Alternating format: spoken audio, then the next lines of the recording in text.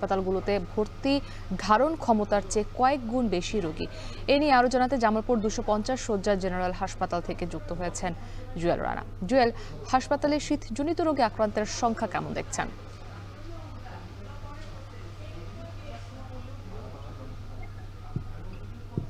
মুক্তি জামালপুর 250 শয্যা জেনারেল হাসপাতালে মূলত 250 জন বেডের বিপরীতে এই মুহূর্তে 700-রও অধিক রোগী এই মুহূর্তে হাসপাতালে চিকিৎসা নিচ্ছে। অর্থাৎ বলা চলে এই যে 750-700-র উপর যে রোগী রয়েছে তাদের বিপরীতে ডাক্তার সরকারিভাবে বরাদ্দ ছিল 73 জন, কিন্তু তার অনুকূলে 53 জন ডাক্তার এই মুহূর্তে রয়েছে। অর্থাৎ বলা যায় ডাক্তার একটি সংকট রয়েছে, পাশাপাশি স্বাস্থ্যকর্মী সংকট হচ্ছে। সব মিলিয়ে বলা চলে ডাক্তারদের এই মুহূর্তে বাড়তি চাপ সামলাতে হচ্ছে। অর্থাৎ শীতজনিত রোগীর যে ওয়ার্ড রয়েছে, শিশু ওয়ার্ড, ডায়রি ওয়ার্ড, সেই ওয়ার্ডগুলো আমরা ঘুরে দেখেছি সকাল থেকে।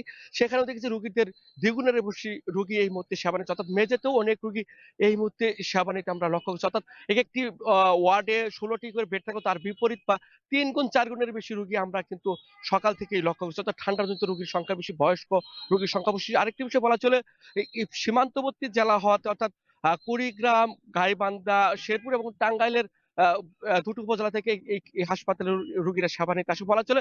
এছাড়াও যে আরো 7টি উপজেলা রয়েছে সেখানেও কিন্তু স্বাস্থ্য কমপ্লেক্সে সেখানেও রোগীদের একই অবস্থা আমরা খবর নিয়ে জেনেছি। অর্থাৎ বলা চলে ঠান্ডা যত বাড়ছে তত কিন্তু রোগীদের চাপ বাড়ছে। বিশেষ করে শিশু রোগীর সংখ্যা বেড়েছে। আর এখানকার যে ডাক্তার রয়েছে তারা যে বিষয়টি বলেছে, অর্থাৎ এই মুহূর্তে সবাইকে স্বাস্থ্য সচেতন হতে হবে, তাহলেই রোগীদের চাপ কিছু সামলানো সম্ভব হলে বলে জানিয়েছে। আরেকটি বিষয়, এখানকার যে হাসপাতালের সহকারী পরিচালক ডাক্তার মাহফুজুর রহমান সোহান, তিনি যে বিষয়টি আমাদেরকে বলেছে সেই বিষয়টি হচ্ছে এখানকার যে ডাক্তার সংকট সেটি যার কর্তৃপক্ষ দ্রুত এখানকার নিয়োগ করে, পাশাপাশি অন্যান্য যে সমস্যা সেটিও তারা দ্রুত জনবল নিয়োগের বিষয়টি আশ্বস্ত করেছে। আরেকটি বিষয় বলা চলে এখানকার যে রোগী রয়েছে, রোগীর স্বজন রয়েছে, তারা যে বিষয়টি আমাকে বলেছে সেটি হচ্ছে এখানকার স্বাস্থ্য ব্যবস্থার ভিতরে যে স্যানিটেশন অবস্থা, সেটির অবস্থা খুব বাজে, সেটিও তারা সংস্কারের দাবি জানছে।